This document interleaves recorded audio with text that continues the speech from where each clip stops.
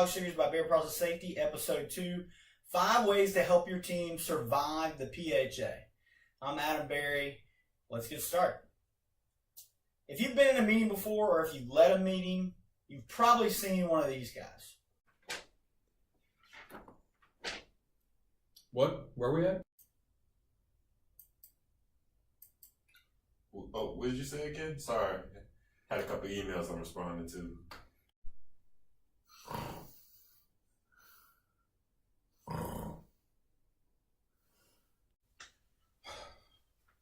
Ready for this meeting.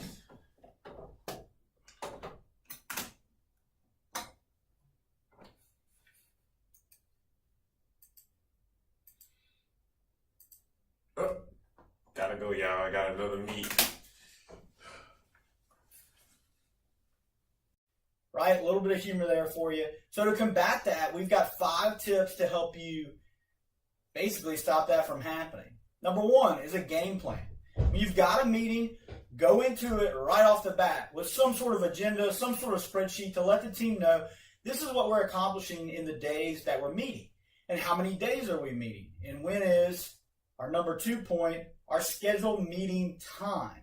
Okay, so both of these things kind of work together, but I split them up because I want to talk about meeting length and meeting time and how that affects people like the guy who's going to all of his meetings, or he's worried about when we're going to have lunch. A big thing there is meeting length. One thing I would say, if at all possible, 100% possible, if you can, please avoid 8-hour meeting days. By the time you hit hour 6, the team is going to be wore out. Even if you had a 30-minute to an hour lunch, okay? Try to do your best to not get there. What we would recommend is 4-hour meeting days. Either that's a morning or an evening session, or maybe 2 hours sandwiched around lunch, or a 6-hour meeting day.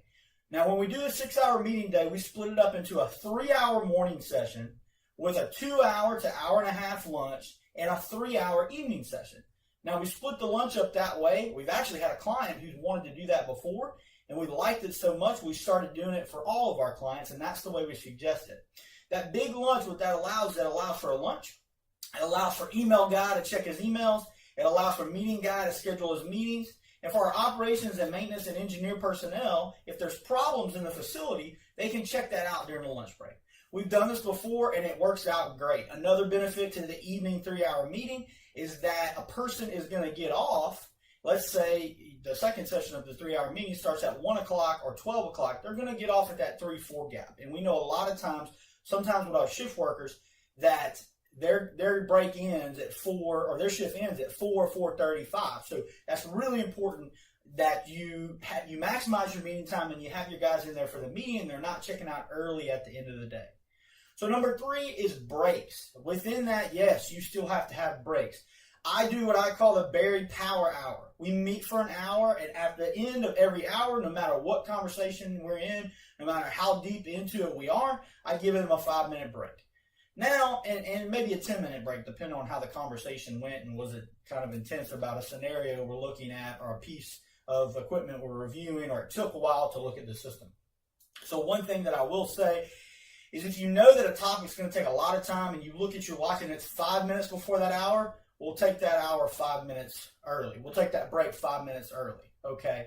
But we let the team know that. I'm very transparent with the team. That goes back to number 1 with the game plan of letting them know what is our status, where are we at, how far along are we, when's our next planned break. Make sure everybody knows when we're leaving today, when we're breaking for lunch, those sorts of things, okay?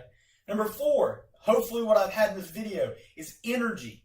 The team, as you know, 101 when we're speaking, the team feeds off of the energy of the person who is talking. So if you're monotone, if you're low-key, I know some of you out there are saying, well, man, my personality is not to be super engaging, to be over-engaging. Well, deal with it. Learn from it. Work on it in your spare time. Because I promise you, if you're monotone, if you have no inflection, if you don't seem excited about the process, the team definitely is not going to be excited about covering the whole process and talking about all these hazards.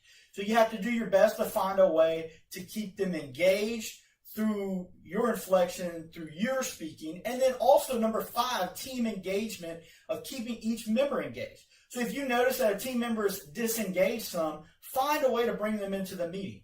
I try to make sure that when I ask questions about scenarios in our reviews, if we're going over a PSSR, if we're talking about an incident, I try to ask a question to each person of the group to engage them in what's happening, get their expertise.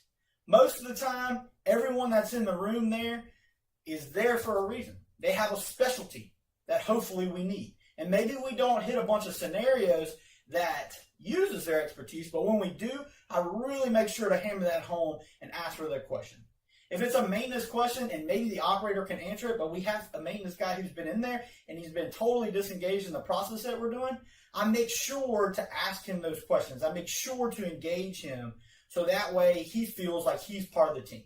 End of the day, the HAZOP, in the PHA or the what if, whatever you're calling it, whatever you're calling your safety review, is a group of experts on a team to cover the process. So we want them to feel part of that team.